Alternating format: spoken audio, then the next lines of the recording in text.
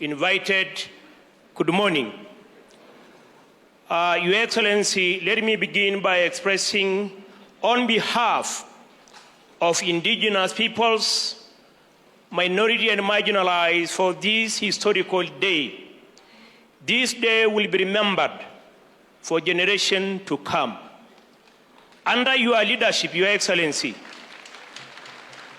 under your leadership, under the leadership of the head of the civil service, Mr. Felix Kosgei, the leadership of the PS for Foreign Affairs, my brother Singoye Korir, and the leadership of the Gender and Equality Commission, we are here today because as a country, we adopted a constitution in 2010. And in that constitution, Kenyans, when they went to a referendum, all agree in principle there have been marginalization in this country.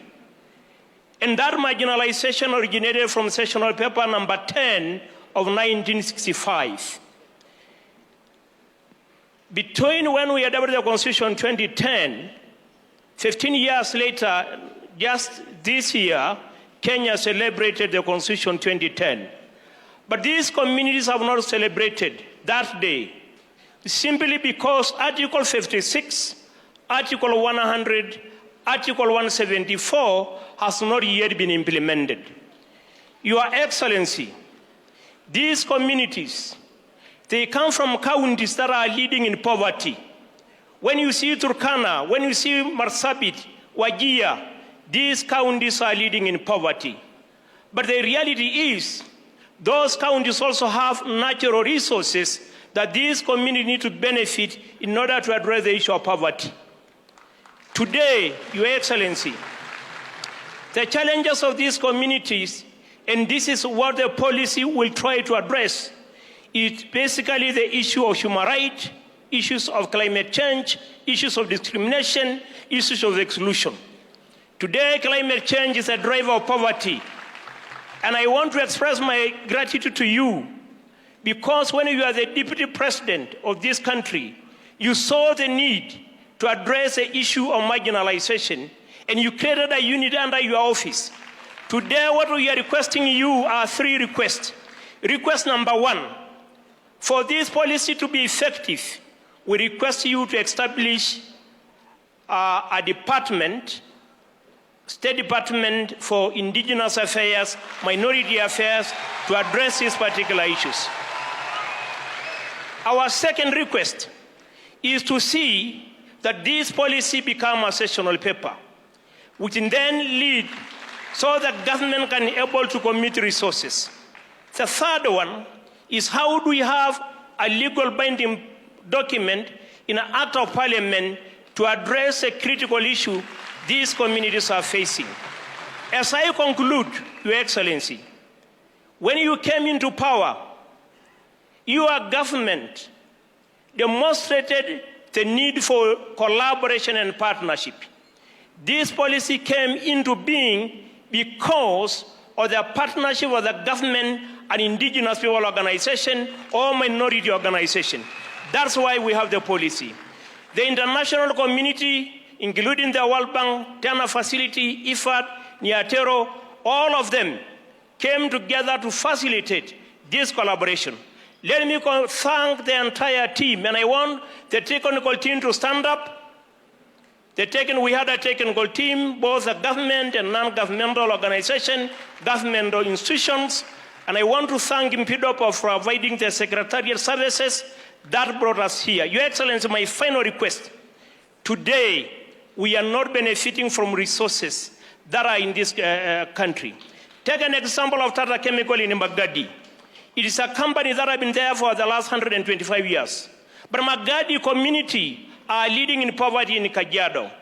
Finally, end marginalization. Kajiado County again is a good example of whereby Kupet basically don't have a single Maasai from Kajiado for the last 10 years where they have been in this committee. We want to request that even Turkana, where we have wind power, where we have oil, a certain percentage go to this community to address the issue of poverty. Thank you. Tumpigie makofi. Thank you very much, Ole Simel. Ningependa kumwalika Chris Galgalo kutoka YU community. Njoo hapa. Katupe maneno mawili.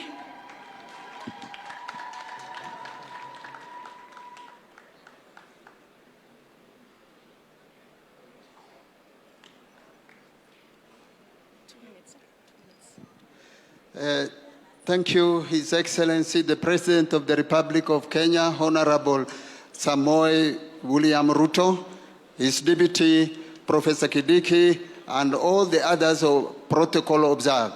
My name is Dr. Chris Galgalo from YU community, as you have heard. But first and foremost, people are celebrating the second liberation. But for us, we are celebrating the first liberation of its kind.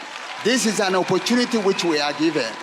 You are our Joshua who will take us to Canaan, and our Canaan is here. And we are happy indeed that you have become a Joshua to us, that our Canaan is a state house. Today we have reached here. So thank you very much. And on that note, I also appreciate you because you have created an ethnic and marginalized communities unit under Honorable Lowey, who is leading us to a greater height to this level. That is the first appreciation. And because we have not yet reached the Canaan, and because we have reached today, we have some few points to raise it to you. One is we want recognition of these communities in the Republic of Kenya through an ethnic code of 0, whatever it is. Because as at now, we have 44, 46 communities with ethnic code of their tribe. But there are others who have been counted in the census 2019 as others. And there's no other tribe which is called others. So we need to correct this one, because as far as I'm looking at this, these people are not others. They are belonging